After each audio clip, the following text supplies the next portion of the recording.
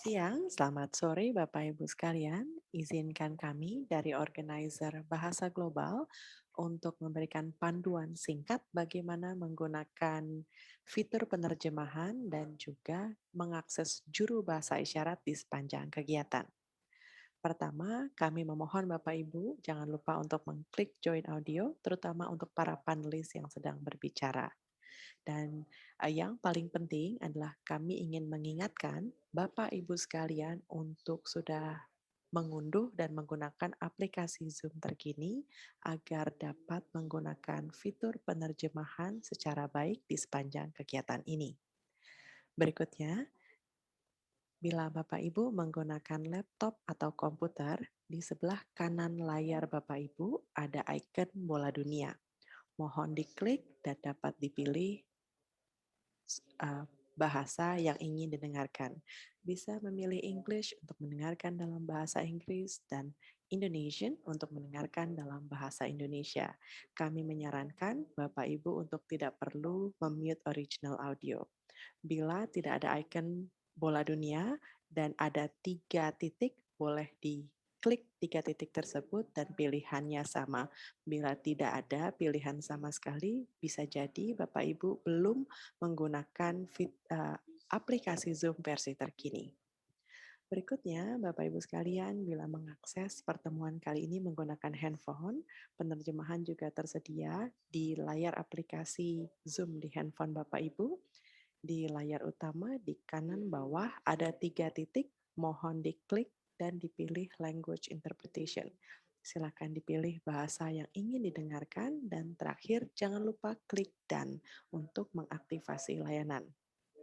Berikutnya kita juga beruntung ada juru bahasa isyarat yang akan memberikan penerjemahan membantu rekan-rekan yang membutuhkan dan akan selalu tampak di kanan Bapak Ibu sekalian seperti saat ini. Terakhir, kami sekedar disclaimer untuk memastikan kelancaran pertemuan hari ini, host dan co-host berhak untuk memute audio atau bahkan menstop video para panelis yang tidak sedang berbicara bila tanpa sengaja menyebabkan gangguan terhadap acara. Ini dilakukan untuk menjamin suara pembicara dan juru bahasa tetap jelas.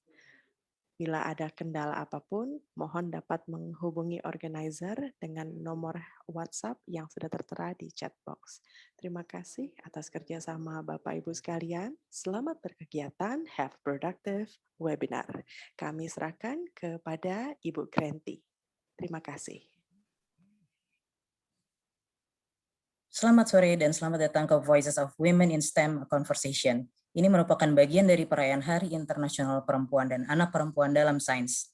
Acara ini merupakan kerjasama dari British Council, Program Mentari, dan didukung oleh Kedutaan Besar Inggris di Jakarta dan Kementerian Energi dan Sumber Daya Mineral.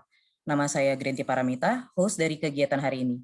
Melalui kegiatan ini, kami harapkan dapat memberikan inspirasi agar perempuan dapat terus maju dan berkembang di bidang STEM. Sore hari ini kita akan menyaksikan pembicaraan yang sangat menarik, dimulai dari sharing study tentang green jobs dan technical education, dialog Voices of Women in STEM yang akan diisi oleh para perempuan hebat, dan diakhiri dengan informasi mengenai program beasiswa Women in STEM. Sekarang untuk membuka acara ini, saya ingin mengundang Bapak Hugh Moffat selaku Country Director British Council Indonesia. Hugh, the floor is yours.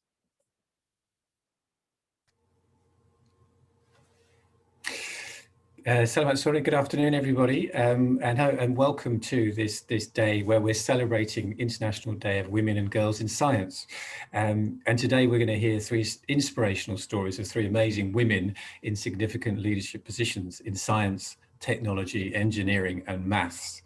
So we have Professor Dwikorita Karnawati, Director BMKG, who we understand also is a UK alumni. So we're very happy as the British Council as the UK. Thank you very much for joining.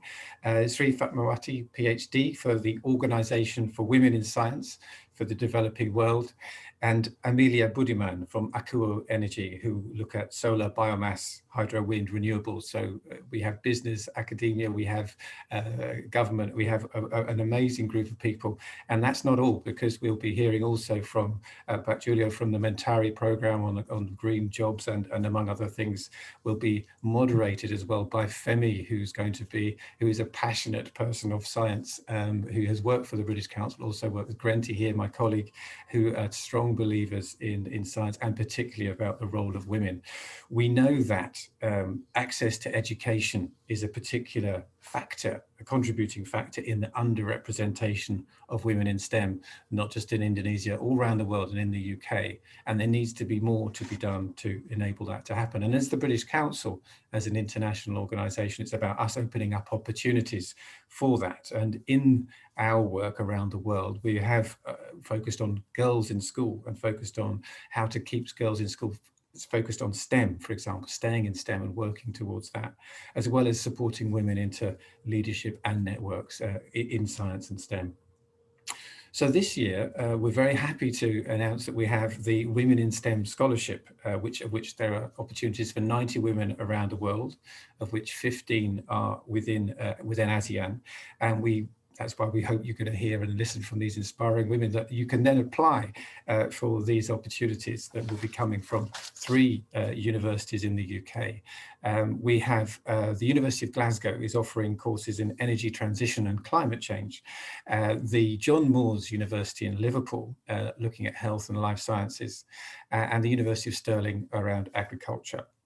So we're going to hear more from them. Grenty is going to present more information about the scholarship schemes, the opportunities and the scholarship schemes.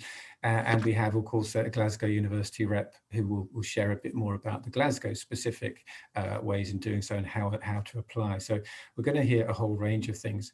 And of course, as I say, we're going to hear from Pak Julio as well. So we're going to hear practical application and examples of what's going on in Indonesia, which we hope give you really good content. I'm looking forward to the conversation. Just before we started, there was a very animated conversation between Sri Fatmawati, Amelia, and Femi, which was unpicking the issues. So I think we're in for a very interesting conversation. So I'm looking forward to hearing more. So thank you for that little soup song at the beginning. Thank you very much. So we hope these 3 inspiring stories and the presentations from Julio and others, and obviously the dialogue and the discussion, enable you to think of and add lots of questions, make it a rich discussion. And we really encourage you to apply for these opportunities. And so just to say thank you then, that's my role, to say thank you to everyone, to all of you for giving up the time for this presentation. It's going to be very interesting and exciting, and I'm sure you're busy people, so really thank you so much for doing so. But also to our partners, the British Embassy, ASDM, the Ministry of Energy and Mineral Resources, Mentari, and the Organisation for Women in Science for the Developing World. So thank you to everyone. I'm really looking forward to the conversation, and back to you, Grenty. Thank you. Thank you, Hugh, for welcoming all of our distinguished guests and participants. Sesi berikutnya adalah sesi yang dapat memberikan konteks terhadap green jobs dan peta peran perempuan di Indonesia. Now, I would like to invite Julio Retana as the team leader of Mentari program to take the stage. Julio, please.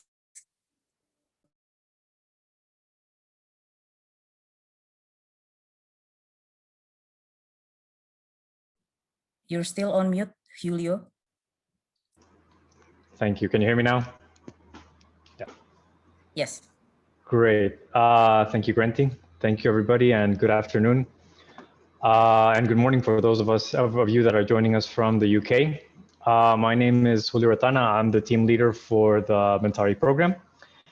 And today I have a few minutes to present basically one of our deliverables, or one of the areas in which we are specializing and we carried out last year, and we're going to continue in the years to come during the program.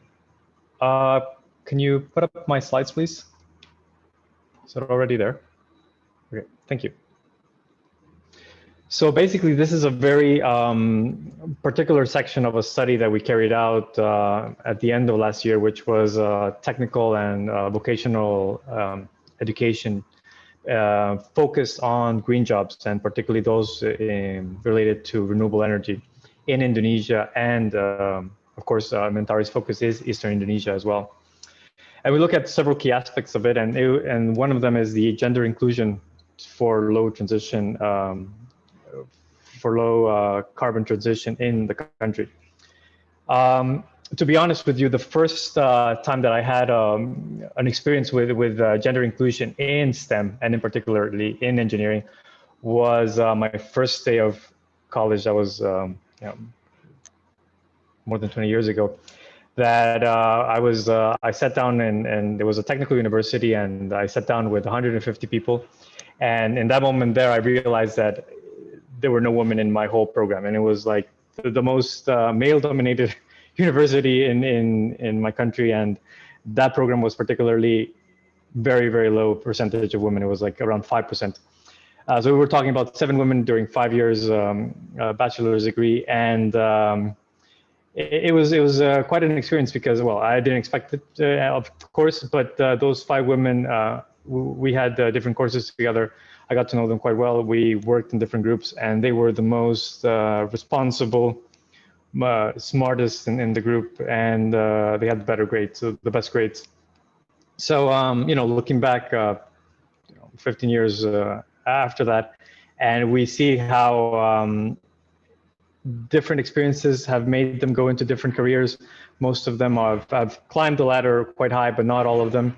And the reasons for that are diverse. And like what was mentioned before is the experiences of different women, the decisions that they have to make, and the choices that they have at a certain point in time are very, very different and play a key role in where they will end up with in terms of their career. So my job here today is kind of present what is the status of technical education in Indonesia, focused very much on gender and on the role of Mentari and what Mentari will do in the upcoming years as part of our program. As some of you might know, Mentari is a collaboration between the UK and Indonesia, and the objective is to accelerate renewable energy implementation, particularly in Eastern Indonesia. And for this, we have several areas, several what we call strands. We're working in terms of the policy framework. We're working on the financial kind of investment climate. We have a demonstration project. And for us, gender and inclusion is a key component across all of the strands. And this is why we think that we're in a very interesting and viable position to be able to incentivize these kind of situations in these kinds of studies and actions towards more inclusion. Next slide, please. The quick study aimed at different things. We wanted to provide an overview for our own internal assessment and also for the British Embassy on what are the key skills that are required for renewable energy projects. And the interesting aspect is that a lot of the renewable energy projects and more broader, the Green Jobs project, have a lot of relationship to technical education. And so this is why we also wanted to analyze what are the key gaps in ensuring that there is sufficient workforce, and also to provide potential interventions that Mentari could contribute in the upcoming years and how we can collaborate with other donors. And one of these collaborations is the one that we're doing right now, both through the British Council and the Organization for Women in Science for the Developing World. And also how to research the status of the gender inclusion in Indonesia, particularly for renewable energy. And this study, it was a very brief kind of overview of where we are, and it was based on a lot of previous studies that were done before and also international best practices. So next slide, please. Now, what we found is that green jobs in general provide a key development feature for any country, and particularly for a developing country that has a lot of potential for renewable energy, such as is the case of Indonesia. And the reason for this is that Indonesia, which has been traditionally a fossil fuel producing country, there's a lot of coal, there's a lot of oil, as most of you know. Renewable energy provides the possibility of triplicating the amount of work that can happen. For every job that you can have in the fossil fuel sector, you would actually have 3 times the amount in renewable energy. And we see internationally, we see that mostly in solar energy, but we also have a lot of jobs in bioenergy and wind energy. And this not only provides, we're talking about technical, but also on a more broader scale. the interesting aspect is that fossil fuels has a better gender and social inclusion percentage, or more women are involved in renewable energy than in fossil fuels. So that also provides an opportunity to move the scale towards a more participatory inclusion in the sector, in the, let's say, power generation sector. Next slide, please.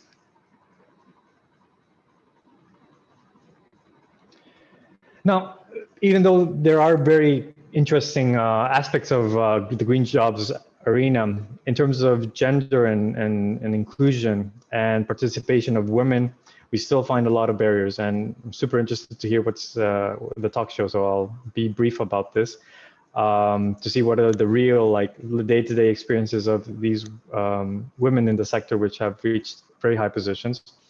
But in general, what we see is that women occupy very few renewable energy related jobs, and the majority of them are administrative jobs. So from the whole scope of green jobs, we see that the minority, or like 1/5 of them, are STEM related jobs.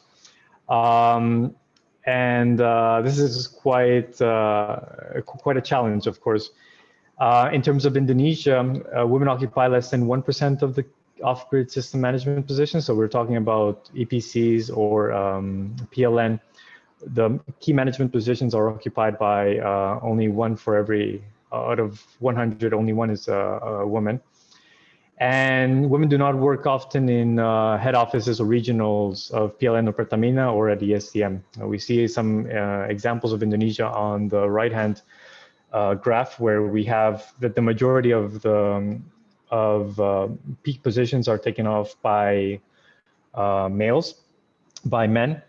But a huge majority, and over that will be 30, 10, 15 times, are operators. So we see that women in the field are very restricted, or are not offered the same opportunity, or have the same opportunities as men.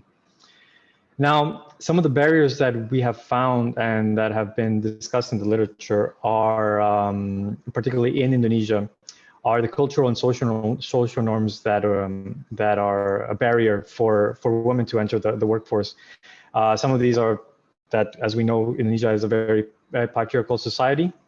Women are perceived to handle a lower capacity to handle physical work, and mobility barriers include safe transport. We were talking about that before. I heard a few conversations. When you have a woman to go on site where you have probably a lot of transportation in the middle, it becomes some concerns, and obviously it restricts the mobility of the women and the decisions that they have to take. And of course, in terms of time constraints and opportunity costs due to childcare and marriage and productive activities. Of course, this is an example of how not only in Indonesia, but also in other countries. And I'm sure most of you are, or a few of you are aware of the study that was carried out in how women participation in STEM changes based on how egalitarian the society is. The curious thing is that it's inversely proportional. So the more egalitarian a society is, so for example, the Nordic countries such as Denmark, Sweden, Finland, you will find even less participation of women in engineering and mathematics and science than in other countries which are less egalitarian, such as, for example, developing countries and including Indonesia, which is also quite interesting, but also a challenge in it of itself, how to be able to manage that women that enter these careers have a chance to become fully to develop the career in a full way and become managers or become leaders of their organizations in equilibrium or in parity with the percentage of women that enter these undergrads and these jobs. Next slide, please. Now, we found there's a lot of opportunities, of course, and these are not new opportunities. We are not creating new ways of thinking with this, but we have found them, and we want to basically, through Mentari, through our different strands, see how we can collaborate with other donors, other stakeholders, including the British Council, ESTM, British Embassy, and how to promote women participating in the green job sector and in technical jobs, particularly renewable energy.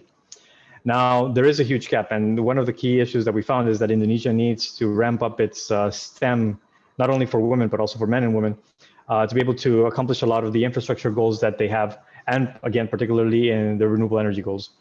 So how to bring that forward? There are several solutions. A lot of these are great ideas. For example, mapping renewable energy skills that are needed and incentivizing this since early on, both for men and women, but also potentially bring women forward and allow them to study and have a high-level education as this program is promoting. Generally work with the women in renewable energy champions to promote STEM and renewable energy education at schools and centers of excellence. And also allow that government tenders to include a gender and inclusion component. So for example, how many women are working on and if the organization is women-led, allow for promotion of them and include better egalitarian opportunities. And promote better working conditions, because a lot of the literature that was mentioned is that even though a lot of women end up studying engineering and end up graduating as engineers or as scientists, mathematicians, technicians, workplaces that are related to these areas are heavily male dominated, and the workplaces can be patriarchal, that opportunities can be closed. And it's at the end of the day, a demotivation for women to actually continue pursuing these careers in these such science and technical fields. So not only it's the area of education and promoting them to enter, but also making sure that once they enter and they graduate, they have a good and open environment where they can fully develop. So a lot of solutions, really happy to hear what's coming up and really happy to continue the conversation. So I really appreciate everybody's effort in organizing this. I thank the British Council, OWSDW, the British Embassy and ESTM for organizing it, and of course my team members from Mentari in getting everything together. So thank you very much, and yeah, looking forward to the discussion. Thank you, Julio. Kita bisa melihat bagaimana tantangan dan kesempatan untuk maju dalam bidang STEM, khususnya pada bidang energi. Sekarang adalah acara yang ditunggu-tunggu. Sekarang saya ingin mengundang Mbak Femi Sumantri yang sudah menggeluti bidang sains cukup lama, dan saat ini beliau adalah Partnership and Advocacy Lead di Pulse Lab Jakarta. Mbak Femi, saya persilakan. Terima kasih, Granty. Selamat sore, Ibu, Bapak sekalian, teman-teman, dan rekan-rekan semua. Saya senang sekali berada di sini dan terima kasih kepada penyelenggara acara ini. Pertama, sudah menyelenggarakan acara yang sangat-sangat menarik ini dan juga menampilkan suara-suara perempuan tentunya, Voices of Women in STEM. Dan juga senang sekali dan sangat terhormat untuk bisa satu panggung dan juga bisa memoderasi pembicaraan kita di sore hari ini bersama dengan sosok-sosok perempuan yang sangat menginspirasi. Di sore hari ini kita sangat terhormat sekali untuk kedatangan Profesor Dwi Korita Karnawati, PhD. Beliau merupakan Kepala dari Badan Meteorologi, Klimatologi, dan Geofisika Indonesia atau yang biasa kita kenal dengan BMKG, dan juga sebelumnya beliau cukup legendaris sebagai Rektor UGM. Kebetulan juga sebagai alumni dari Leeds University di UK, juga pernah di Tokyo University, dan sangat mumpuni sekali di bidang STEM dan juga di bidang akademisi, demikian. Dan juga beliau adalah salah satu key figures atau tokoh utama untuk Indonesian Tsunami Early Warning System. Jadi kita sangat bangga memiliki Ibu Dwi Korita Karnawati di Indonesia ini. Panelis yang kedua adalah Mbak Sri Fatmawati, SSI, MSc, PhD. Selamat sore, Mbak Fatma. Beliau ini adalah asisten profesor di Institut Teknologi 10 November, tapi juga merupakan kepala dari atau ketua dari Organization for Women in Science for the Developing World atau OWSD, Indonesian National Chapter. Sebetulnya pusatnya ada di Trieste ya, Mbak. Juga beliau adalah alumni dari Kyushu University dan banyak melakukan penelitian di Jepang dan juga pernah di Prancis, dan tentunya mendapatkan banyak sekali awards, international awards dari Elsevier Foundation misalnya. Juga ada Kartini Awards, ada Inspiring Female Scientists from Indonesia, ada juga International Laurel UNESCO for Women in Science, and many more. Terima kasih sekali sore ini bisa bergabung dengan kami, dan juga ada Mbak Amelia Budiman. Ibu Amelia Budiman ini adalah salah satu sosok di STEM yang merupakan profesional STEM dari private sector, dan kita bisa mendengarkan bagaimana tantangannya di dunia STEM ini, tapi di sisi profesional. Beliau menjabat sebagai project manager di Aquo Energy dengan berbagai proyek yang sangat internasional juga dan sangat berat sepertinya kalau saya baca ya di sini. Jadi juga lead project MC Indonesia GP Project W3A dan juga Total ENP Solar Photovoltaic Plant Project, for example. Dan juga masih banyak lagi proyek-proyek lainnya yang sangat-sangat menginspirasi. Demikian. Jadi sore hari ini sebetulnya kita ngobrol-ngobrol aja ya ibu-ibu sekalian, memberikan insight kepada teman-teman perempuan yang mungkin ada aspirasi untuk menjadi ilmuwan atau menjadi praktisi di bidang STEM, dan juga mungkin ada ketertarikan untuk mendalami STEM ini, tapi mungkin ada seperti keraguan atau ada stigma-stigma yang ada di norma sosial Indonesia misalnya, seperti apa ini akan menjadi berat buat saya, apakah harus 2 kali bekerja lebih giat misalnya, apa saja yang dibutuhkan untuk menjadi perempuan yang berhasil di bidang STEM. Itulah hal-hal yang ingin kita gali sore hari ini. Tapi mungkin kita bisa mulai dari Profesor Dwi Korita. Ibu, mungkin Ibu bisa sharing. Jadi pertama kali nih bagaimana menemukan passion-nya, lalu memutuskan, oke deh saya mau berkarir di bidang STEM, dan mungkin ada sedikit suka dukanya terkait dengan norma sosial dan lain-lain. Silakan Ibu. Terima kasih Mbak moderator, serta ini mbak-mbak yang akan nanti juga sebagai narasumber, serta hadirin sekalian. Assalamualaikum warahmatullahi wabarakatuh.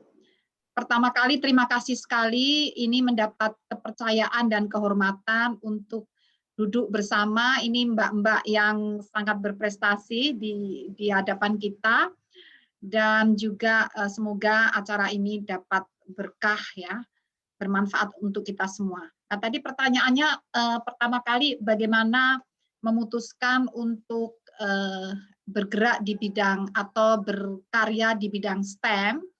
Ini saya kalau melihat masa lalu, saya pikir itu datangnya juga mungkin dari passion, ke passion tadi, ke kesukaan ya, kesukaan ya. Saya ingat waktu TK, yang selalu saya ingat tidak pernah lupakan saat guru TK saya menjelaskan bagaimana tanaman itu bisa hidup, menyerap air dari tanah melalui akar, lalu ada fotosintesis, dan seterusnya. Itu awal dari saya sangat tertarik dari penjelasan Ibu Guru TK, dan selalu dilanjutkan dengan jalan-jalan keluar, melihat ada danau kecil di dekat TK saya waktu itu, dan naik perahu bersama. Nah, ini sangat menginspirasi, dan akhirnya dilanjutkan saat SD, banyak kegiatan kepramukaan, camping, dan melihat alam. SMP, SMA sering hiking ke sungai-sungai, ya, naik turun gunung, tapi kemudian bertanya, ini semua terbentuk seperti apa? Saya ingat kakak pembina saya menjelaskan bisa terbentuk gunung karena ada tumbukan-tumbukan lempeng tektonik, ada pembentukan magma, dan seterusnya, dan seterusnya.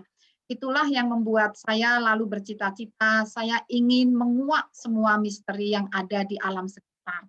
Jadi itulah awal dari ketertarikan saya dengan lingkungan sekitar dan bagaimana ilmu untuk memperdalamnya. Demikian Mbak, terima kasih. Terima kasih Ibu Dwi Korita. Tentunya jadi dari curiosity gitu ya Bu ya, dari rasa penasaran. Kalau Mbak Fatma gimana nih awalnya nih? Oke, terima kasih Mbak Femi. Selamat sore, assalamualaikum. Prof. Dwi Korita, halo Ibu, ketemu lagi. Ya Mbak. Di sini juga ada Mbak Amel, halo Mbak. Jadi Mbak Femi, kalau saya ditanya apa sih yang menyebabkan sampai saat ini gitu ya, yang tertarik. Jadi awalnya tuh mulai kecil itu saya dibiasakan minum jamu gitu ya. Anak kecil kan kalau dikasih jamu gitu selalu apa ya, protes gitu ya sama ibu saya gitu. Kenapa sih Bu, kita harus minum jamu gitu kan? Tapi memang kerasa ya waktu itu masih kecil bikin jamu sendiri gitu. Kerasa bahwa kalau udah minum jamu tuh badan jadi lebih seger gitu meskipun pahit ya. Jadi meskipun protes, kenapa harus minum jamu? Cuman mikir gitu ya. Tapi ini jamu memang kalau saya minum gitu. Mulai SMP itu udah mulai mikir nih kalau jamu minum gitu. Memang berbeda ya kalau misalnya perempuan nih haid lebih lancar gitu ya kalau kita minum kunyit asam dan segala macam. Nah, itu mulai mikir. Kemudian saya juga ada temen tuh yang alergi, dia kasih apa namanya ada beberapa jamu gitu ya. Itu juga dia alerginya udah berkurang. Nah, itu udah bertanya-tanya dan tanya sama ibu saya gitu Mbak Fem. Terus dari situlah mulai SMA ya ikut ya kayak karya ilmiah remaja kayak gitu, mulai di kuliah baru saya ngerasa bahwa pertanyaan-pertanyaan saya waktu kecil itu tidak terjawab oleh ibu ya. Jadi kalau namanya ibu udah kamu minum aja, pahit apa nggak pahit minum gitu ya. Jadi mau nggak mau ya udah minum gitu. Finally dapat jawabannya pas kuliah itu ada mata kuliah fitokimia gitu ya, dan disitulah dapat jawabannya bahwa memang jamu itu ada banyak sekali chemical constituent gitu ya, ada banyak sekali senyawa kimia yang memang mempunyai medicinal properties gitu, dan di situ wah ini benar-benar nih udah pasti menjawab pertanyaan saya dari kecil ya. Udah ngefix di situ bahwa saya akan terjun. Nah, itu mungkin kalau dari saya passionnya seperti itu. Jadi memang dari kecil itu ada apa ya? Yaitu sama dengan Bu Prof. Dwi Korita ya, ada curiosity ya, keingintahuan dan itu terus-menerus kita pupuk gitu ya. Kayak gitu mungkin Mbak Fem kalau dari saya. Terima kasih banyak Mbak Fatma. Mungkin kalau Mbak Amelia pertanyaannya apa nih waktu kecil nih Mbak Amelia? Selamat sore semua. Waduh, saya nggak segitu dari kecilnya. Sekarang kan saya kerja, sebenarnya could be divided into two things ya, project dan renewable energy. Jadi kalau project itu sebenarnya kecemplungnya nggak sengaja sih sejujurnya. Jadi waktu dari sekolah itu saya memang senang matematika sama fisika. Cuman waktu kecil belum bisa ngedefine secara benar bakal kemana sih arahnya sebenarnya. Jadi saya ikutin aja nih karena saya senangnya matematika sama fisika, difokusin ke sana gitu juga pada saat pemilihan kuliahnya. Tapi memang dari SMA itu saya mulai concern masalah bumi kita ini, mulai concern masalah environmental.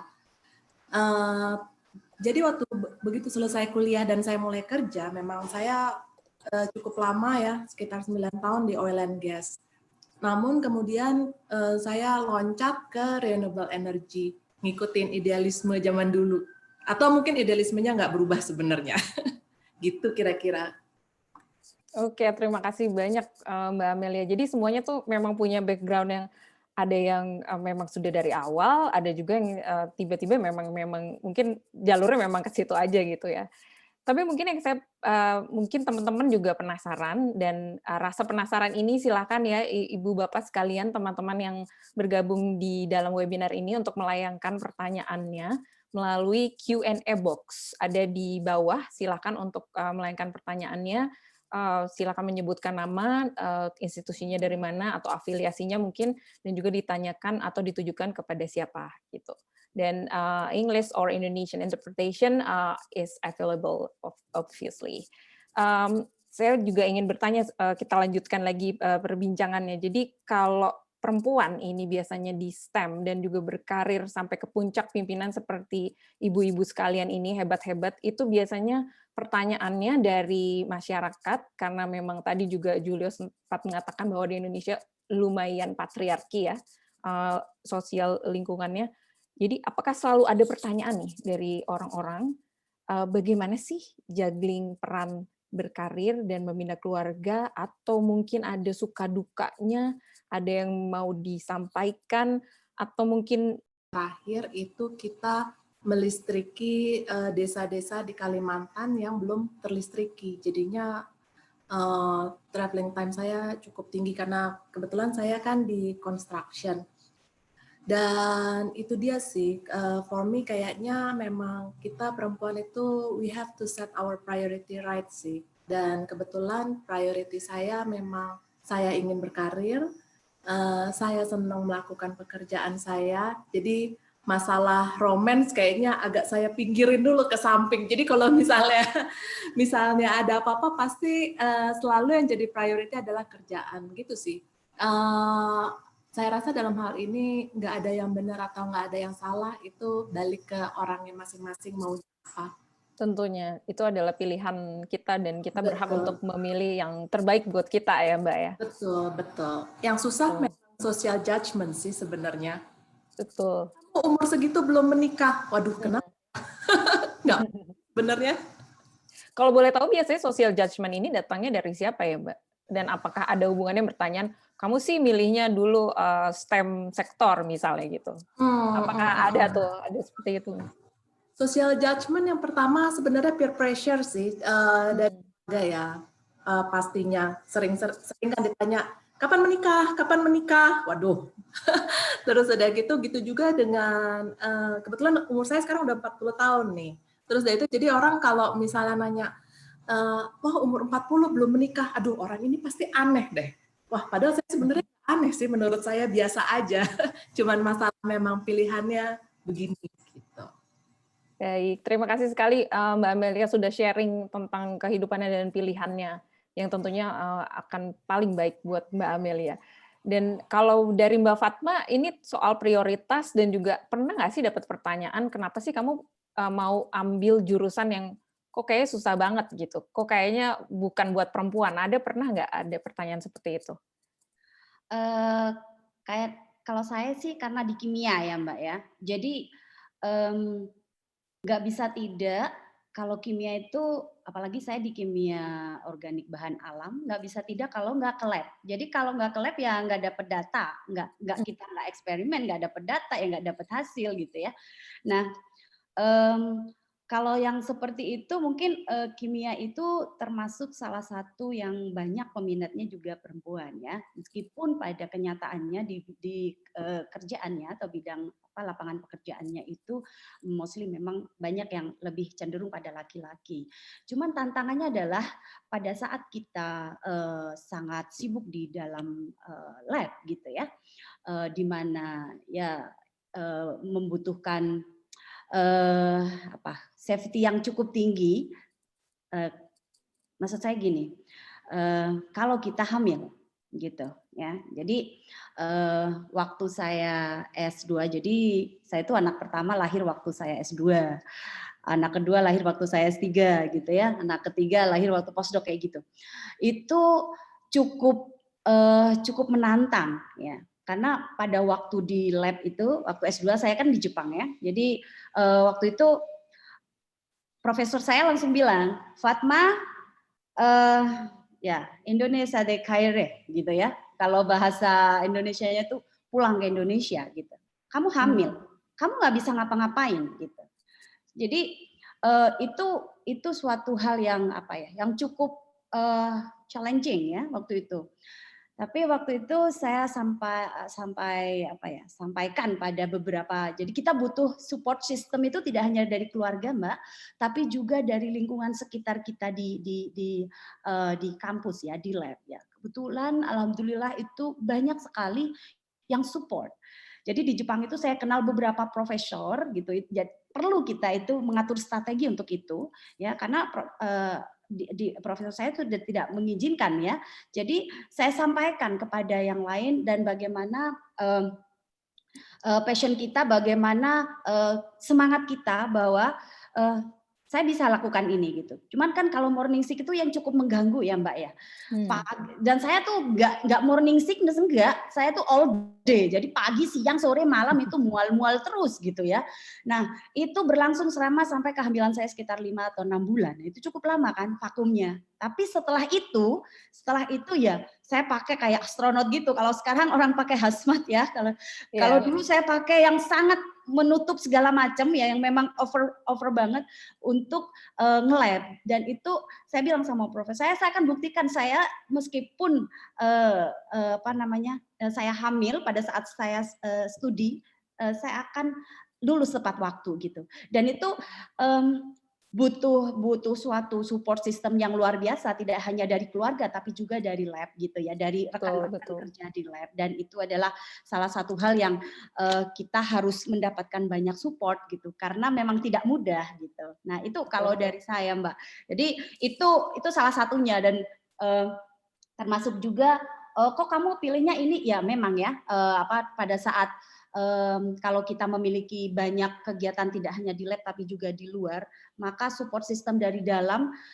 Dan saya setuju dengan yang disampaikan oleh Prof. Dwi Korita tadi, tidak hanya laki-laki, bahkan kadang perempuan sama aja. Yang maksudnya yang support itu ya selama kita punya rekan kerja yang baik, punya teman-teman yang baik itu, laki-laki atau perempuan sama aja, di mana di situ mereka akan support gitu. Saya rasa itu Mbak Femi. Betul, support itu betul harus datangnya bukan hanya dari sesama perempuan, tapi juga kita juga harus bisa mengedukasi laki-laki untuk juga mensupport kemajuan perempuan di bidang apapun sebetulnya ya. Saya ingin kembali ke Mbak Amelia. Kalau tadi itu sepertinya kan diskriminasi di akademisi ya, soal bahwa sedang sekolah disuruh kembali ke Indonesia karena sedang mengandung, demikian. Kalau di private sector atau di profesional, seperti apa sih diskriminasinya itu? Adakah? Apakah ada ataukah lebih kondusif atau bahkan lebih buruk misalnya? Silakan Mbak. Kalau menurut saya ada sih, tinggal tergantung bidangnya apa ya. Maksudnya kita itu kan suka terkotak-kotakan sama di pikiran kita itu, oh perempuan lebih cocok sama ekonomi, laki-laki lebih cocok untuk STEM dan sebagainya gitu kan. Nah kalau misalnya saya jadi mau sharing sedikit nih ya, waktu saya baru lulus dari teknik industri, terus udah gitu saya keterima di tempat kerjaan kita waktu itu punya project di Sumatera, pipeline untuk gas, terus udah gitu saya keterima sebagai QA/QC engineer junior. Begitu hari pertama masuk, tau-taunya QA/QC manajernya bilang gini, loh saya maunya laki-laki bukan perempuan karena harus sering kesal. Wah saya nggak tahu nih kan urusan HR sama manajemen mislek kan bukan urusan saya, yang jelas saya terima nih. Terus udah gitu alhasil saya dikasih kerjaan disuruh fotokopi drawing prosedur, pokoknya fotokopi dokumen.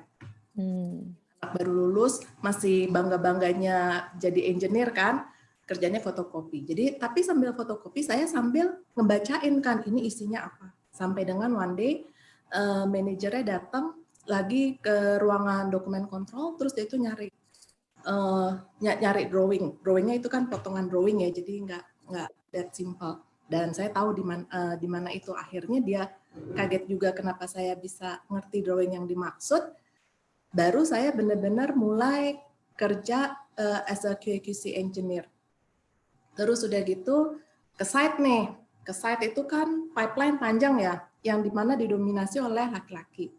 Begitu saya ke site, itu welder itu berhenti kerja, terus udah gitu nyuitin, bener-bener disuitin. Pas saya jalan itu disuitin. Malu banget rasanya. Tapi saya harus cuek jalan terus. Gitu juga begitu waktu di site yang itu kalau misalnya during kerja itu banyak sekali kayak gimana laki-laki itu sering godain duluan kan sebelum direct into the business gitu. Nah di situ sih kita itu harus firm dan kita perempuan suka dianggap lemah gitu kan ya. Tapi sebenarnya balik lagi ke kitanya sendiri, menurut saya gimana cara kita untuk nggak menunjukkan kelemahan kita atau kita lemah. Respect is something you have to earn, not something that you have to ask. Prinsip saya adalah gitu. Jadi I have to earn their respect. Saya harus benar-benar nunjukin kalau saya bisa dan saya deserve untuk di posisi ini. Long story short, waktu itu project manager saya itu orang Jerman. Setelah project itu selesai, dia dapat project di UAE, di Abu Dhabi.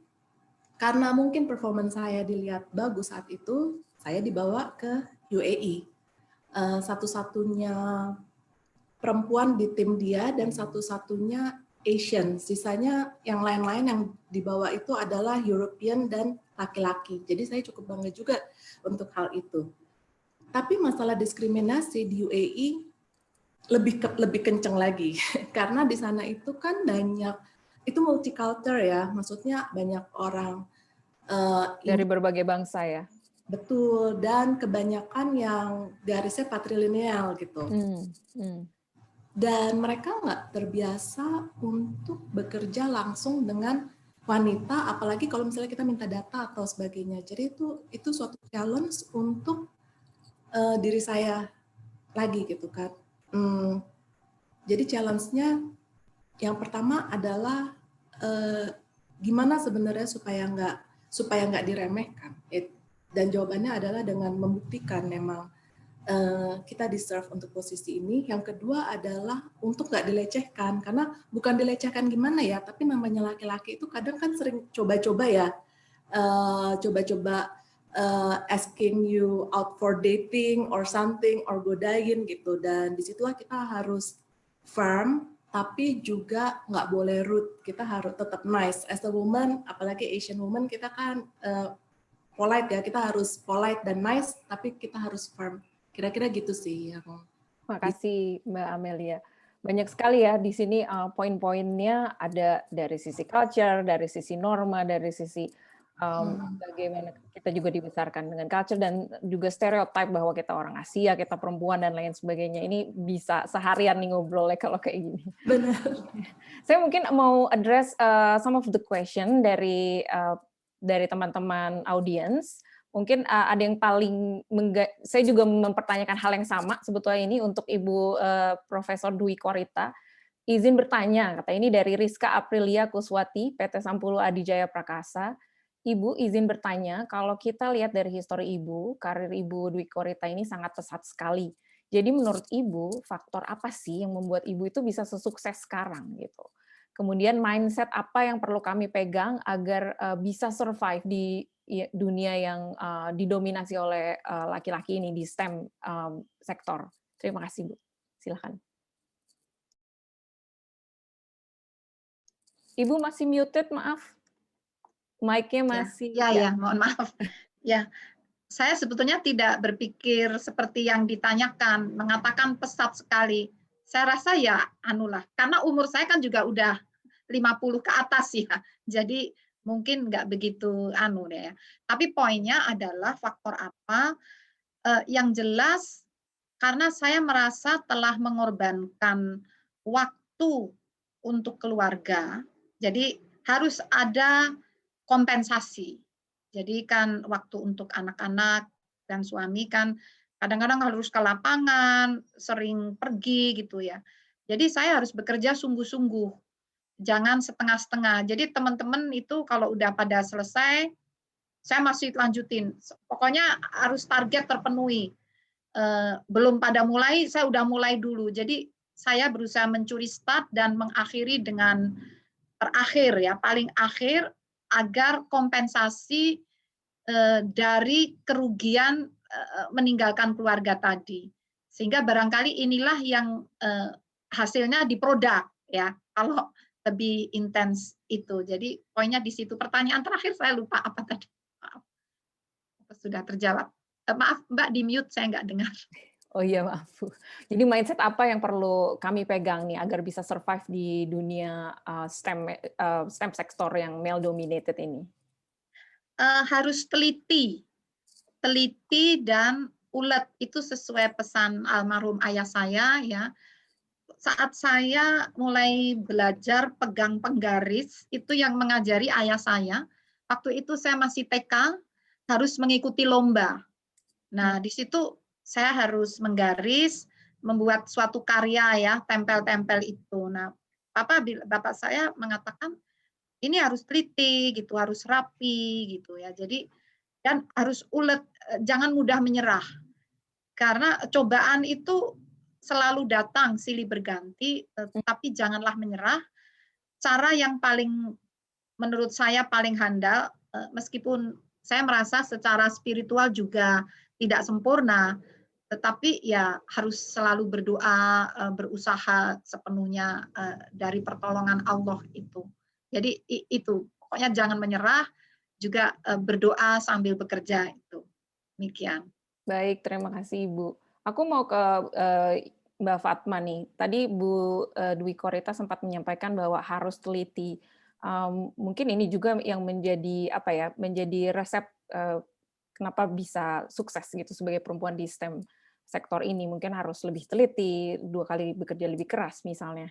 Tapi sebetulnya kalau menurut Mbak Fatma, apa sih kenapa sih perempuan itu mesti masuk STEM sektor gitu? Apakah karena kita lebih teliti, ataukah memang banyak diperlukan sebetulnya perempuan-perempuan di STEM, atau karena apa? Oke, Mbak Femi.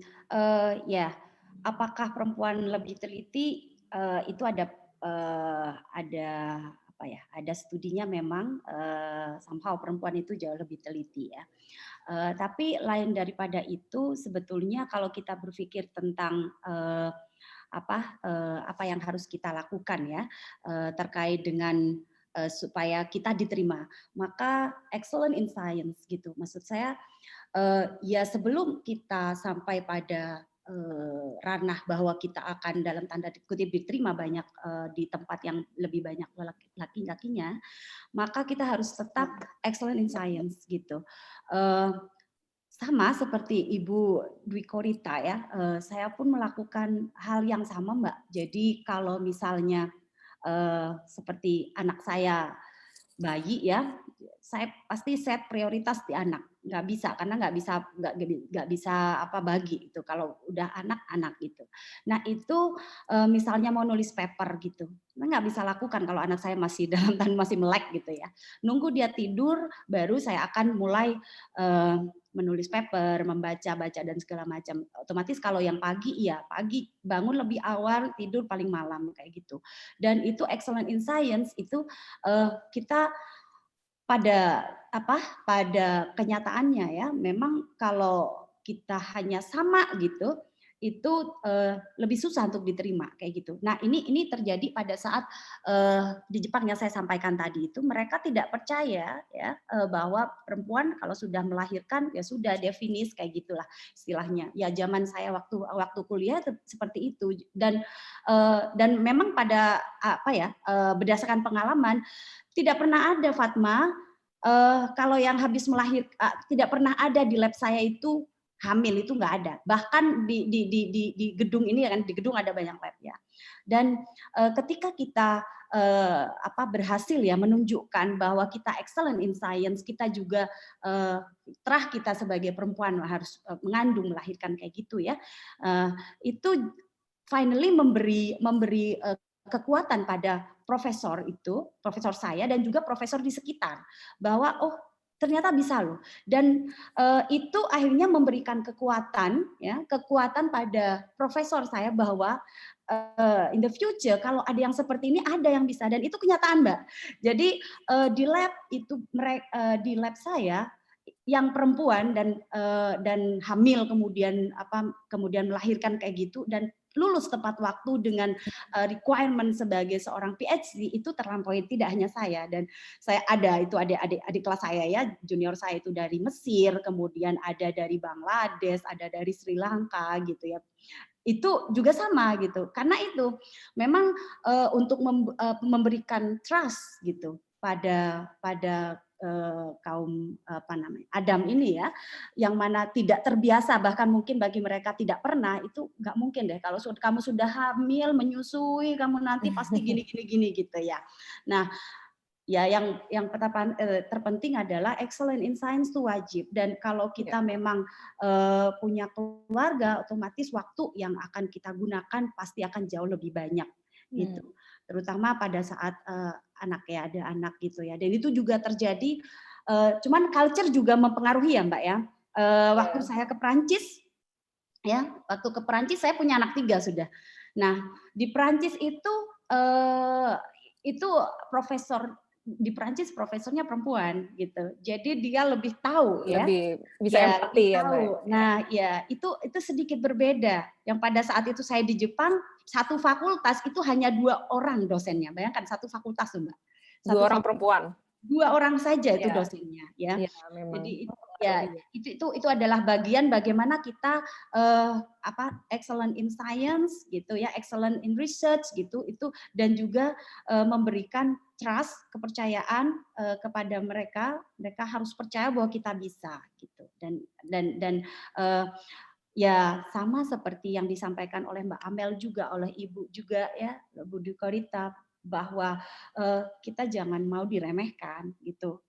Tidak mudah memang, tapi itu sangat mungkin untuk dilakukan gitu. Tidak mudah menyerah seperti itu Mbak. Karena kalau ya biasanya yang sering terjadi itu kita akan menyerah kayak gitu ya. Wah ini kayaknya menyerah aja gitu. Wah, itu pada saat itu yang saya ingat adalah kita sudah berjuang banyak, masa sih akan menyerah untuk hal seperti itu. Dan nanti juga takutnya jadinya menyesali juga ya kalau menyerah secara gampang gitu kan.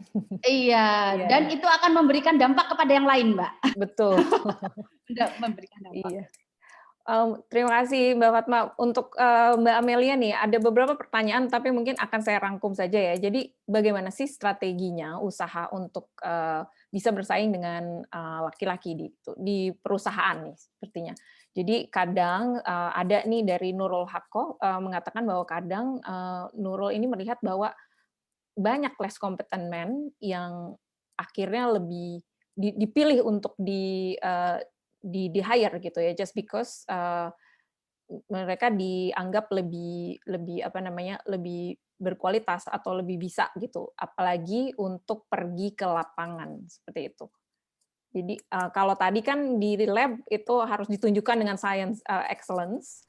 Kalau di perusahaan ini seperti apa nih kalau di profesional? Kalau menurut saya ya, tadi kan misalnya dari tahap hiring pun kadang perempuan juga udah susah gitu kan tadi pertanyaannya, karena yang lebih dipilih laki-laki. Karena saya pernah di-hire dan saya juga suka meng-hire orang. Jadi pertama-tama pada saat saya meng-hire orang, yang pertama kali saya lihat selain kompetensinya juga komitmen dari orang tersebut. Jadi kalau misalnya kalian mau into the game, tunjukin kalau kalian akan komit dengan kerjaan yang akan kalian lakukan. Gitu juga pada saat sudah mulai bekerja, kalian harus komit. Dan sama seperti yang lain juga, mungkin kita harus bekerja lebih keras daripada laki-laki untuk menunjukkan hal itu. Gitu. Baik, terima kasih, sangat insightful dan tips-tipsnya akan dicatat oleh teman-teman yang sedang menyaksikan ini. Mungkin terakhir sebelum kita menutup talk show ini, yang ternyata sangat seru, saya ingin melanjutkan di offline sebetulnya. Untuk mungkin kepada semua panelis, Mbak-mbak dan Ibu juga, pertanyaannya juga ada dari para peserta, tapi ini adalah pertanyaan global juga, jadi adakah pesan yang ingin disampaikan untuk perempuan-perempuan muda Indonesia yang tertarik kepada STEM sektor ini, tapi ragu untuk melanjutkan studi, mengembangkan karir, misalnya di bidang STEM, karena satu dan lain hal. Mungkin itu pertanyaannya. Silakan kepada Profesor Dwi Korita, kami persilakan. Mic-nya Ibu, mohon maaf. Ya, maaf. Pesan saya adalah apabila dalam keraguan ini, saya rasa silakan untuk mencari informasi selengkap setepat mungkin. Zaman sekarang informasi itu kan seperti tsunami ya, datangnya sangat Nah, ini, jadi kalau ragu, coba cari informasi, pertimbangkan di situ, dan apabila sudah berkeluarga, tetap menurut saya harus tetap berkomunikasi, berkoordinasi dengan keluarga. Namun sebetulnya dengan STEM itu bisa berdampingan dengan kehidupan berkeluarga. Terutama mungkin kalau seperti yang banyak ke lapangan itu banyak hambatannya, tetapi STEM itu kan ada juga yang di laboratorium. STEM itu sangat luas cakupannya. Mulai dari seperti Mbak Amel ini ya, ke field, bahkan mungkin kadang-kadang ke lepas pantai ya, tempat-tempat yang sangat sulit, tapi ada juga yang ada di laboratorium dan itu sama pentingnya. Sehingga kita bisa memilih mana yang tepat untuk kondisi kita, sesuaikan itu. Dan yang terakhir adalah tetap kita selalu teguh ya, tekun, ulet ini, dan jangan lupa untuk selalu minta pertolongan kepada yang kuasa untuk menunjukkan dalam keraguan ini mana pilihan yang paling tepat untuk kita. Itu yang perlu kami sampaikan. Terima kasih. Baik Ibu, terima kasih banyak, sangat menginspirasi sekali. Silakan dari Mbak Fatma, ada pesan-pesan atau tips juga buat teman-teman yang ingin fokus di STEM, di bidang STEM.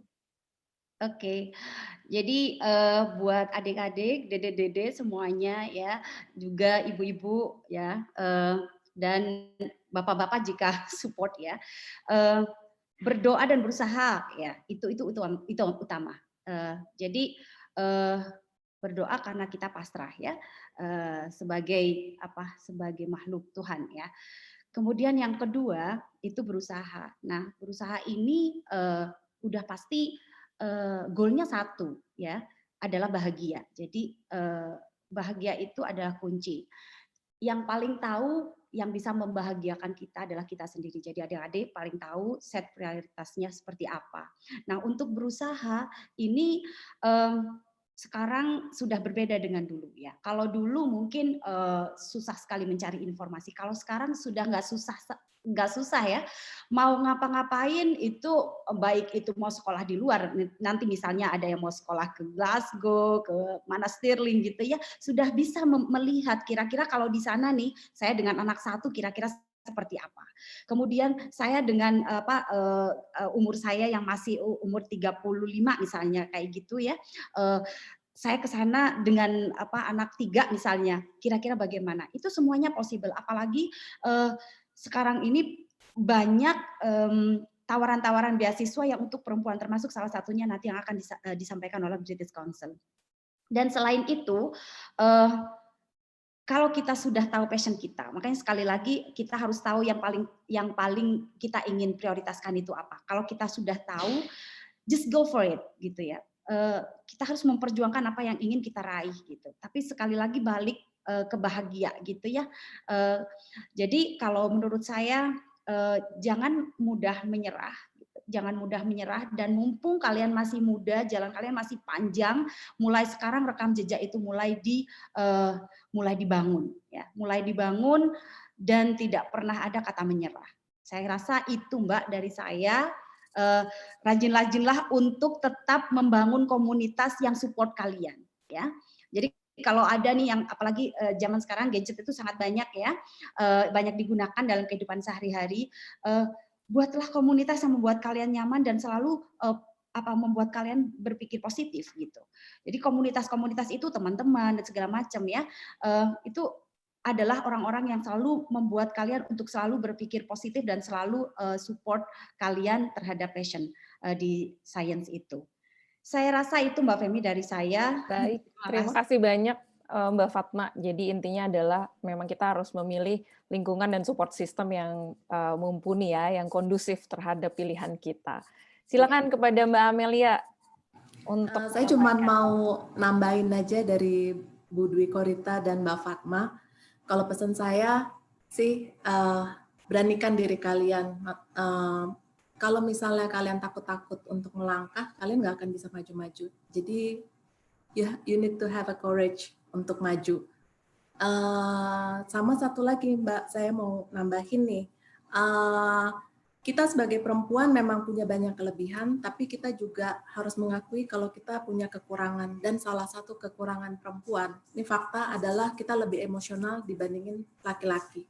Nah, di dunia kerja ini bukan faktor yang menguntungkan, ini faktor yang merugikan kalau terlalu emosional. Jadi kalau misalnya untuk jadi profesional, kita perempuan harus lebih bisa kontrol emosi, harus apa-apa harus objektif, dan segala sesuatu harus berdasarkan fakta. Kira-kira gitu sih pesan saya. Terima kasih sekali Mbak Amelia, dan terima kasih juga sekali lagi kepada para panelis kita, Profesor Dwi Korita Karnawati, dan Mbak Sri Fatmawati, dan juga Mbak Amelia Budiman. Saya mohon izin untuk menyimpulkan, jadi dari perbincangan yang sangat inspiratif, sangat menarik ini, saya banyak sekali mencatat, jadinya lebih ke keyword saja mungkin ya yang perlu kita catat. Jadi dalam bagaimana untuk menempuh karir dan juga pendidikan di bidang STEM untuk fokus dan juga sukses di bidang STEM, itu tentunya kita perlu prioritas, menentukan prioritas, ada juga pengorbanan, tapi harus konsisten dengan pilihan kita sendiri. Jangan lupa seperti Prof. Dwi Korita sampaikan, kita harus teliti, ulet, dan teguh pendirian. Tentunya di samping itu juga excellence in science also very important, dan juga jangan lupa untuk memegang teguh balance dan courage atau keberanian, dan tidak mudah menyerah, berdoa dan berusaha, dan tentunya ada support dari lingkungan kita, dan kita juga bisa lebih mengedukasi dan support juga dari lingkungan laki-laki juga, tidak hanya dari teman-teman atau rekan-rekan perempuan untuk mensupport kemajuan perempuan di bidang sains. Dan terakhir tentunya seperti yang tadi disampaikan oleh Mbak Fatma, jangan lupa untuk bahagia. Jadi ujungnya adalah bahagia. If you think this is the choice, this is the life that you choose, it's best for you, then do it. Gitu ya, Mbak Fatma, Ibu Dwi Korita, dan Mbak Amelia. Sekali lagi terima kasih untuk para panelis kita, dan juga terima kasih kepada Kementerian Energi dan Sumber Daya Mineral, kepada British Council, British Embassy, juga Organization for Women in Science for the Developing World, dan juga Mentari telah mengadakan acara ini, dan kita tentunya akan terus menunggu acara seperti ini lebih banyak lagi. Saya Femi Sumantri dari UN Pulse Lab Jakarta akan menyerahkan acara ini kembali ke Granti Paramita. Terima kasih. Selamat sore. Sore, terima kasih banyak Mbak Femi dan ibu-ibu semuanya, pembicaraan yang sangat-sangat menginspirasi, termasuk untuk saya juga. Kami harap lebih banyak nih Prof. Dwi Korita atau Ibu Fatma dan Mbak Amelia di bidang STEM di tahun-tahun mendatang. Sebelumnya saya ingin mengingatkan kembali ke peserta mengisi absensi yang tertera di chat box, kami mohon bantuannya. Lalu untuk mendukung aspirasi yang tadi baru kita bicarakan, British Council baru saja meluncurkan beasiswa baru bernama Women in STEM Scholarship.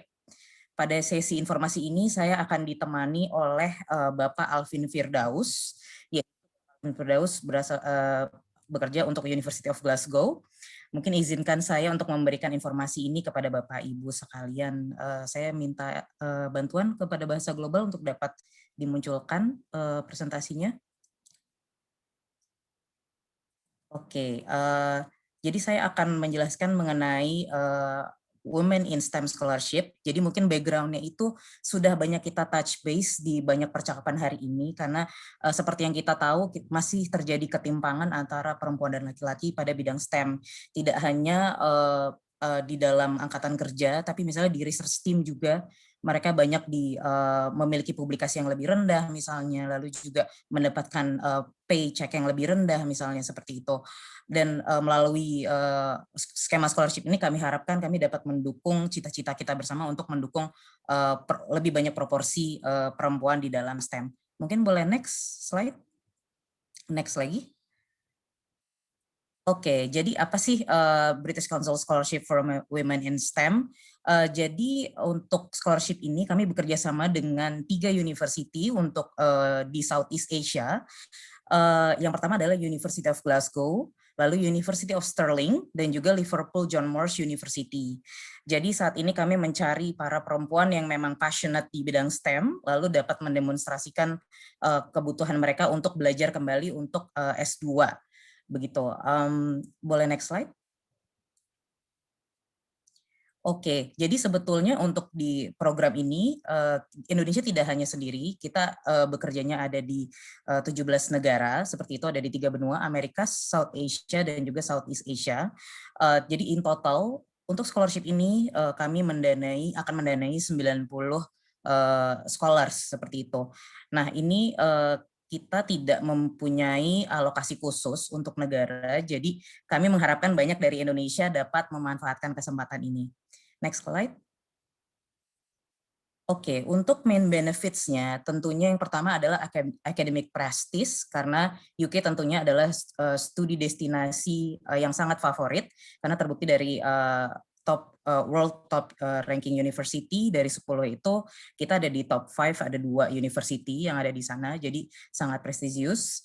Lalu untuk main benefit berikutnya adalah monetary tentunya, karena kami akan mengcover full tuition fees, lalu ada stipend, travel cost, visa dan health coverage fees. Dan ini yang membuat scholarship kami unik, yaitu kita akan menyediakan special support for mothers, yaitu allowance untuk para anak-anak yang akan ikut serta ke UK nanti.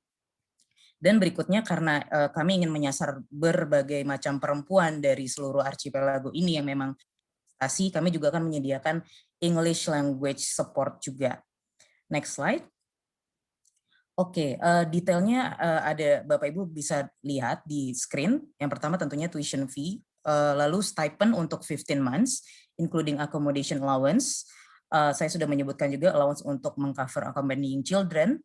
Lalu English course, which is English course ini yang akan Bapak Ibu dapatkan, yang Ibu dapatkan beberapa bulan sebelum course-nya dimulai di bulan September 2021. Lalu kami juga menyediakan IELTS exam free, return travel to the UK, dan visa dan insurance NHS surcharge.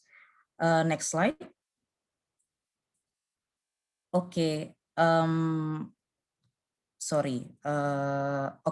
Jadi untuk eligibility criteria yang pertama kami tentunya karena ini untuk women jadi harus seorang perempuan, lalu diharuskan sudah mensubmit aplikasi kepada eligible university. Jadi kan karena ada 3 university yang eligible dalam hal ini, ibu-ibu sekalian akan harus sudah mensubmit aplikasinya ke masing-masing uni sebelum mensubmit aplikasi ke scholarship skema yang kami miliki. Namun memang untuk pendaftarannya sendiri, ibu-ibu diperlukan untuk mendaftarnya melalui platform dari masing-masing university. Jadi bukan ke platform British Council. Lalu tentunya harus memiliki passport holder dan permanent resident di Indonesia. Dan yang keempat sudah lulus S1 seperti itu. Next slide. Berikutnya tidak boleh yang sudah pernah berkesempatan untuk studi di UK atau pernah tinggal di UK recently. Yang keenam menemui English language requirement. Nah, jadi ini untuk rata-rata kan sebetulnya ada di IELTS 6 sebetulnya, tapi jika ibu-ibu belum memenuhi kriteria ini, yang akan mendapatkan scholarship ini diharuskan untuk mengikuti English Language Pre-Sessional Course dan diharapkan untuk dapat nilai 6 setelah course tersebut, seperti itu. Nomor 7 harus dapat mendemonstrasikan kebutuhan kenapa membutuhkan dukungan dari skema scholarship ini. Jadi bagaimana cara mendemonstrasikannya? Jadi untuk para pendaftar perlu untuk menjawab beberapa sets of question yang perlu dijawab melalui sistem di university tempat ibu mendaftar. Yang terakhir harus dapat kembali ke Indonesia untuk minimum 2 tahun setelah scholarship-nya selesai. Jadi artinya sampai 2020 itu harus ada di Indonesia. Next slide. Oke, ini esensial sekali ya. Memang kita nama scholarship-nya STEM scholarship, tapi untuk khususnya Indonesia ada 3 university dan 3 fakultas, 3 topik yang bisa didaftar oleh para pendaftar. Yang pertama adalah University of Glasgow. Itu untuk eligible programs-nya ada di Energy Transition dan Climate Change. Saya yakin untuk Bapak dan Ibu hari ini, banyak dari Bapak Ibu hari ini adalah orang-orang di sektor yang terkait di Energy Transition dan Climate Change. Bisa dibaca di sini ada 3 programnya yang eligible, yaitu Sustainable Energy, Earth Futures, dan juga Sustainable Water Environment. Lalu untuk Liverpool John Moores University, itu yang eligible adalah di Health and Life Sciences, ada Public Health dan sebagainya, bisa Bapak Ibu lihat di screen. Lalu yang terakhir adalah University of Stirling untuk Agriculture. Namun mungkin perlu dijelaskan di sini agriculture yang dimaksud adalah yang eligible adalah aquatic dan juga sustainable aquaculture, seperti itu. Next slide. Oke, caranya pendaftarannya gimana sih? Nah, ini Bapak Ibu kami persilakan untuk melihat dari link utama yang ada di dalam slide. Kami akan membagikan materinya setelah ini, jadi mohon dapat merefer ke link tersebut. Lalu untuk key dates-nya, kita akan kerjasama di 3 university. Mungkin yang perlu diantisipate adalah yang pertama Liverpool John Moores University, karena itu yang paling dekat.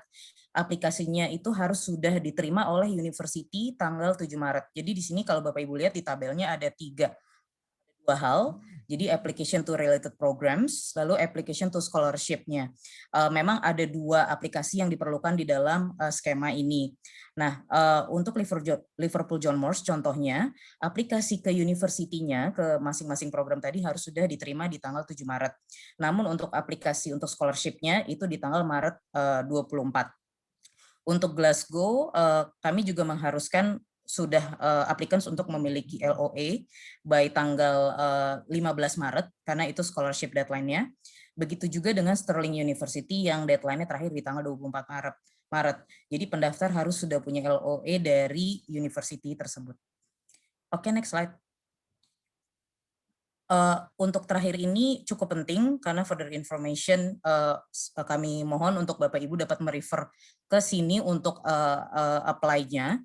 Untuk informasi scholarship-nya memang ada di British Council, tapi untuk apply online-nya mohon dapat mengunjungi website dari masing-masing university mitra. Dan juga jika ada pertanyaan lebih lanjut, saya persilakan untuk menghubungi saya di email greentea.paramita@britishcouncil.or.id. Mungkin itu dulu materi akan kami bagikan kepada peserta. Selanjutnya saya ingin mengundang Bapak Alvin untuk mempresentasikan informasi dari University of Glasgow. Pak Alvin, silakan Pak Alvin. Ya, terima kasih Mbak Genti. Saya akan sharing presentasi saya. Suara saya kedengeran? Semua oke? Ya.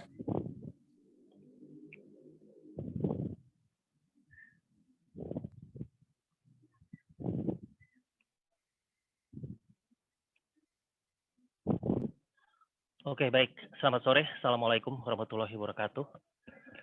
Sangat membanggakan saya bisa membagi sedikit informasi mengenai University Glasgow. Perkenalkan, nama saya Alvin. Saya adalah International Officer atau staff dari University Glasgow yang ada di Indonesia. Mungkin dikarenakan waktu yang sangat terbatas, saya tidak akan berbicara banyak dan akan langsung masuk ke proses dan progres, dan juga mengenai sedikit informasi University Glasgow dan juga City of Glasgow. Mungkin ibu-ibu atau bapak-bapak yang ikut dalam sesi ini tidak banyak mengetahui apa yang sudah kami lakukan sebagai universitas, baik dari produk ataupun services dari alumni-alumni yang ada di University of Glasgow. Mungkin yang paling familiar dengan kebiasaan atau produk yang sering kita gunakan adalah telepon dan televisi. Tapi mungkin juga jangan dilupakan bahwa ada satu produk yang di Indonesia yang sangat terkenal, yaitu dengan brand Listerine. Dan ternyata dan penemunya adalah Joseph Lister, di mana juga salah satu dari University Glasgow. Suatu kebanggaan buat kita pun menggunakan salah satu dari sekolah kita atau prodi kita dengan nama Adam Smith Business School dan juga James Watt of School of Engineering. Sedikit mengenai ranking, masalah ranking ini adalah masalah yang sangat krusial bagi pemilihan student di Indonesia yang saya lihat. Biasanya mereka akan melihat untuk ranking-ranking sekolah yang cukup tinggi dan biasanya pasti masuk di top 100 university. Nah, kebetulan University Glasgow itu masuk di top 100 university dan biasanya ranking indikatornya adalah QS ranking dan kita ada di ranking 77. setiap tahun ranking ini selalu berubah-berubah. Jadi bukan berarti suatu patokan bahwa uni kita kalah dengan uni yang lain, dan biasanya perbedaan ranking ini mungkin hanya 5-10 ranking, tidak ada perbedaannya pada saat teman-teman sekolah di sana. Nah, ada indikator ranking yang lain, di UK misalnya, menggunakan Times Higher Education Ranking, juga University League. Nah, bisa dikatakan bahwa Glasgow masih masuk di 20 besar university terbaik di UK. Nah, sedikit alumni yang sekarang ini bisa dikatakan menduduki di senior level adalah Perdana Menteri dari negara Skotlandia sendiri, yaitu Nicola Sturgeon. Beliau mengambil Law Bachelor S1 setingkat di Indonesia dan merupakan Perdana Menteri Scotland perempuan pertama. Jadi kembali lagi masalah perempuan yang hebat-hebat. Dan ada lagi seperti Mairi Black, the youngest member parliament yang sekarang masih menjadi di senior position di UK Parliament. Sedikit mengenai living expenses, karena saya tahu ibu-ibu pasti akan kritis untuk masalah budget. Jadi saya bisa bilang secara di website kita selalu menyebutkan untuk angka per bulannya di 1030, tapi mungkin bisa lebih tinggi, semisal ibu membawa anggota keluarga, atau misalnya masih single akan bisa lebih menghemat, dikarenakan untuk tinggal di Glasgow itu, kebanyakan dari student kita bisa hidup dengan uang 700 sampai 800 pound. Jadi dari uang yang stipend yang ada mungkin bisa lebih untuk saving setelah pulang ke Indonesia. Nah, sedikit accommodation saya ingin jelaskan bahwa tidak jauh accommodation yang ada di University Glasgow, jadi semua adalah di walking distance. Jadi jangan khawatir untuk ibu-ibu yang mungkin bawa keluarga agak mengkhawatirkan masalah harus driving back ke akomodasi dan juga ke universitas.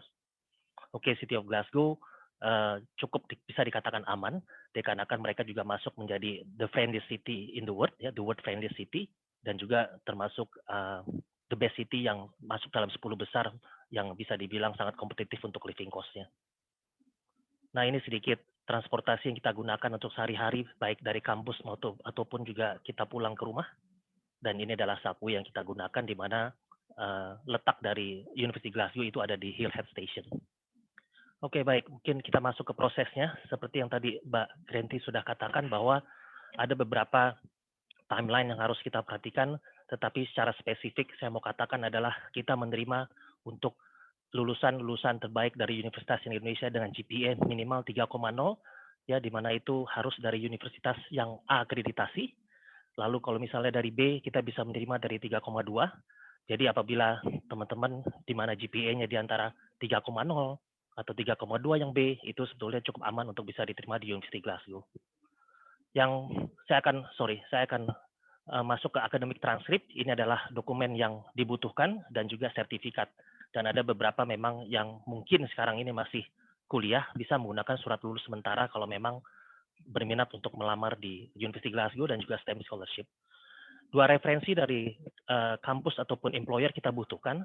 Tetapi kalau memang sangat sulit untuk didapatkan, tolong tetap mengusahakan untuk 1, yaitu bisa dari kampus di mana kita pernah berkuliah ataupun dari employer. Lalu juga personal statement merupakan hal yang terpenting. Kenapa menjadi suatu alasan memilih program-program yang nanti ditawarkan University Glasgow, nanti akan kita ulas. Dan juga mengenai suatu misi dan visi untuk perkembangan di Indonesia tentunya. CV jangan lupa, CV mungkin suatu hal yang mudah karena semua sudah tersedia secara online, dan yang paling menantang adalah masalah IELTS. Nanti kita akan lebih jelaskan. Nah, 3 program ditawarkan University Glasgow, jadi memang banyak aplikasi yang sudah mulai masuk ke saya, dan bisa dikatakan perbedaan antara program S1-nya dan S2-nya, tapi itu semua ada suatu kesempatan di mana teman-teman bisa melihat suatu angle dari sudut pengalaman pekerjaan, itu yang pertama. Dan yang kedua adalah melihat dari sudut bahwa adanya chance atau ada satu kesempatan industri yang berkembang ke depan untuk wanita. Jadi dalam arti, dalam personal statement-nya itu bisa dieksplor lebih jauh. Nah, ini adalah 3 program yang akan ditawarkan untuk di STEM Scholarship. Dalam proses, mungkin kita masuk ke inti dari personal statement itu sendiri. Jadi, match nggak atau sesuai nggak dengan akademik kita? Kalau tidak, working experience kita masuk nggak? Nah, kalau misalnya ini sedikit ada bertentangan, kita bisa menjelaskan dalam personal statement tersebut mengenai passion related. Jadi tadi dari narasumber juga menjelaskan ya, masalah passion, kesukaan, diawali dari ketidaktahuan dan hari penasaran, akhirnya menjadi suatu profesional yang dilakukan. Lalu skill of knowledge enhancement, apakah itu menjadi suatu ilmu yang membuat kita lebih berilmu lebih tinggi dalam bidang-bidang tertentu. Nah, ini juga harus dilihat. Lalu juga adanya suatu opportunity dari industri trend yang sekarang. Jadi tadi dijelaskan bahwa memang STEM ini akan booming, dan di mana kita tidak hanya mendominasikan hanya pria, tapi juga wanita. Jadi hal-hal seperti ini bisa diajukan atau dituliskan di personal statement teman-teman. Nah, dalam masalah apply, seperti tadi Mbak Greti bilang bahwa kita harus masuk ke website dari universitas yang ada, tetapi kebetulan untuk University Glasgow, itu kita punya University Recruitment Agent, di mana mereka juga bisa membantu untuk masalah administratifnya. Dan tentu saya tetap membawahi atau supervisi untuk aplikasi-aplikasi yang masuk, terutama untuk yang STEM scholarship ini. Memang secara deadline, kita cukup sebentar lagi akan menyentuh deadline tersebut, ya, ada 7 Maret, ada yang 15 Maret untuk masalah online aplikasinya. Tapi yang terpenting adalah teman-teman bisa mendapatkan letter of acceptance, baik secara conditional ataupun unconditional, di mana kalau misalnya conditional, tidak perlu adanya tes IELTS terlebih dahulu. Jadi apply saja, kita assess secara akademik, kalau emang secara akademik, personal statement-nya oke, work experience related, kita akan issue untuk acceptance atau conditional letter, di mana conditional letter itu akan ada student ID, ya, student ID atau application ID yang nanti digunakan untuk online scholarship-nya yang masuk, di mana personal statement akan di-reassess lagi dan teman-teman harus menulis lagi di sana. Nah, ini akan lebih spesifik dan itu sebabnya saya bilang the most important personal statement. Jadi apabila personal statement di awal sudah dilatih, otomatis untuk personal statement online scholarship akan terbiasa untuk menulis. Jadi akan kelihatan perencanaan studinya seperti apa. Nah, ini yang seperti tadi Mbak Greti bilang bahwa akan ada 2, di mana kita harus mendapatkan LOE terlebih dahulu, lalu kita apply secara online scholarship di universitas yang bersangkutan. Nah, seperti tadi Mbak Greti juga bilang, diusahakan untuk IELTS dapat 6, walaupun misalnya kita minta dari Glasgow 6,5. Karena British Council juga membiayai untuk pre-sessional course atau sekolah bahasa Inggris di sana. Nah, di Glasgow pun juga demikian. Kalau misalnya mendapatkan nilai 6, artinya teman-teman bisa berangkat di bulan Juni. Ya, jadi agak lebih awal.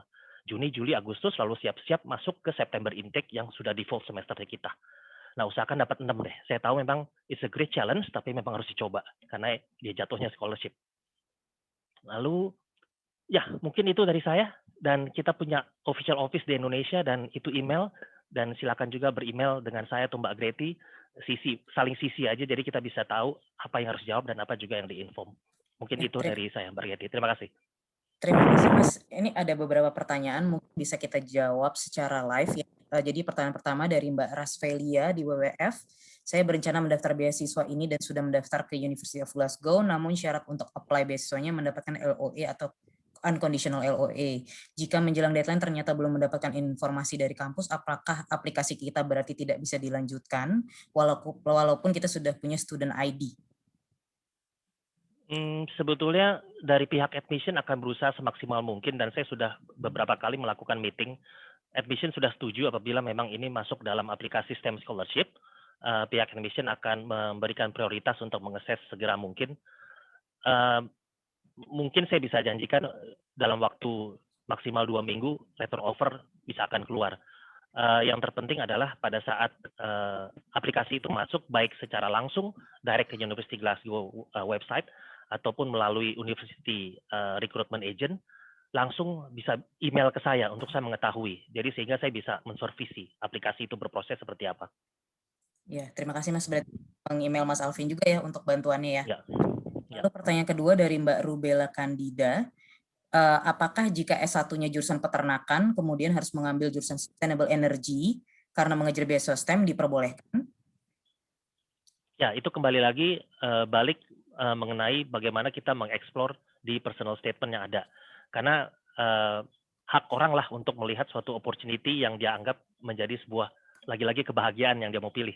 Jadi kalau personal statement bisa dieksplor sangat jauh mengenai bahwa memang background berbeda, tapi saya memiliki visi dan misi yang bagaimana bisa mengembangkan industri ini dan industri ini menjadi suatu hal yang baru, kenapa tidak? Nah, ini juga bisa dieksplor di personal statement dan admission akan melihat keadaan tersebut.